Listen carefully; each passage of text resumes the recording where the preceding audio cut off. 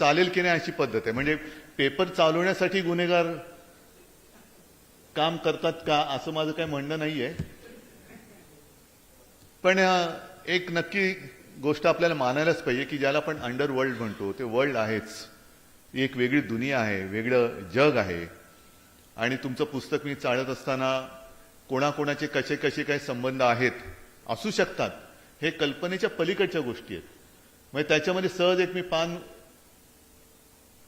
उलगडलं आणि वाचलं तर छोटा शकील आणि न्यायाधीशाचे तुम्ही संभाषण दिलेले. म्हणजे एखादा गुंड तो थेट न्यायाधीशाकडे सांगतो की मेरा काम करके दो. म्हणजे त्याला वसुली काहीतरी करायची होती. म्हणजे असे जर का संबंध असतील तर कर्णिक साहेब समाज पुरुष तुम्ही जो म्हणाल त्यांनी न्याय मागायचा कोणाकडे, हा इथून प्रश्न सुरू होतो. तो बघतोय त्याला हजारो डोळे आहेत, हजारो हात आहेत, पाय आहेत, सगळे आहेत, पण तो जोपर्यंत ते वापरत नाही तोपर्यंत आपला समाज म्हणून जो काही आपल्यावरती जबाबदारी आहे ती सुधारणार आपण की गुन्हे घडत राहतील, गुन्हेगार वाढत जातील. आणि प्रभाकर पवार तुम्ही सुद्धा तुमचा अभिमान आहे, कौतुक आहे नक्कीच मला की तुम्ही तुमच्यातलं सातत्य निर्भीडपणाने टिकवलेलं आहात. आणि या गोष्टी आपण नुसत्या वाचत जाणार आहोत की त्यातनं आपण खरंच काही करणार आहोत का. पोलीस हा एक महत्वाचा घटक आहे. मी 2.5 वर्ष मुख्यमंत्री होतो. नेमका त्यावेळेला दुर्दैवाने माझ्या नशिबी जगातली सगळ्यात परिस्थिती जी होती कठीण करोनाची ती हाताळण्याचा तो काळ होता. पण एकूण जर का पाहिलं तर पोलीस हे सुद्धा एक शस्त्र आहे. त्या शस्त्राचा वापर कोण कसा करतोय त्याच्यावरती आपला समाज निरोगी राहणार का रोगी होणार हे ठरत असतं. शिवसेना, आता मी शिवसेना पक्षप्रमुख आहे, पण लहानपणापासून मी शिवसेनेची वाटचाल जी काही बघत आलो, राजकीय हाणामाऱ्या होत असतात आणि त्या झाल्याच पाहिजेत. म्हणजे हाणामाऱ्या म्हणजे अगदी काही दंगली नाही मी म्हणत, पण मतभेद असतात, मतभिन्नता असते, आंदोलनं असतात.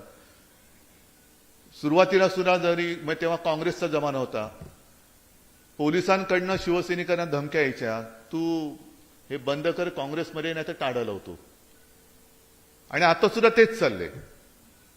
आता सुद्धा पोलिसांचा वापर हा आपल्या टोळीतल्या लोकांसारखा केला जातोय आणि पक्ष फोडले जात आहेत, नाहीतर जुन्या केसेस उकरून काढल्या जात आहेत.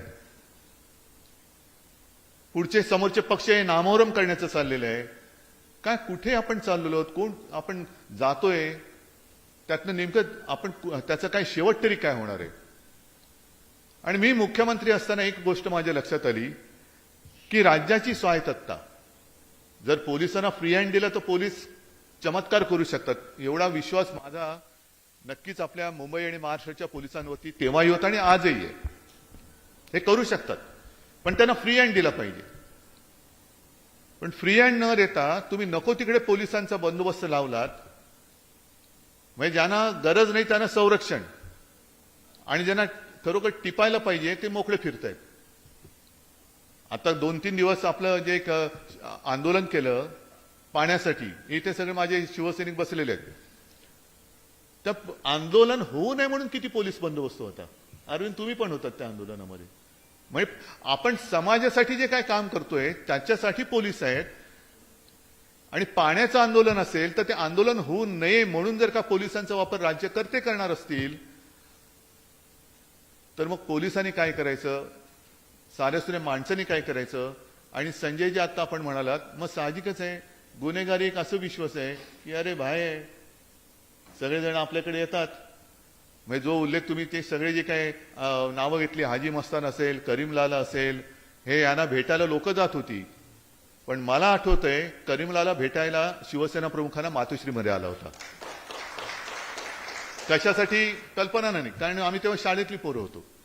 हाजी मस्तान सुद्धा शिवसेना प्रमुखांना वचकून असायचा, कारण तेव्हा हे असं मोकाट रान होतं. म्हणजे केतकर साहेब तुम्ही जो उल्लेख केला स्मगलिंग, ते आजही मला आठवतंय. ते काय कापड येतं, बॉस्कीचा शर्ट आहे. अरे पण ते स्मगलिंग केलेलं मग कापड ते, आणि डबल नेट, म्हणजे डबल नेटची पॅन्ट आणि बॉस्कीचा शर्ट, असं एक ते असं कौतुकाचं होतं. पण त्याच्या विरुद्ध आंदोलन शिवसेनेने केलं. आणि मला आठवतंय, आता मी काही नावं घेत नाहीत, नावं चांगली आठवत आहेत मला माहिती आहेत, की शिवसेना प्रमुखांना त्यांनी ठरवलं की आपण या स्मगलिंगच्या विरुद्ध, स्मगलरच्या विरुद्ध आंदोलन करायचं. मग काय करायचं, या स्मगलिंग केलेल्या मालाची होळी करायची, मोर्चा काढायचा आणि होळी करायची. झालं, मोठा मोर्चा निघाला. शिवसेनेचा मोर्चा म्हटल्यानंतर मोठा मोर्चा निघाला.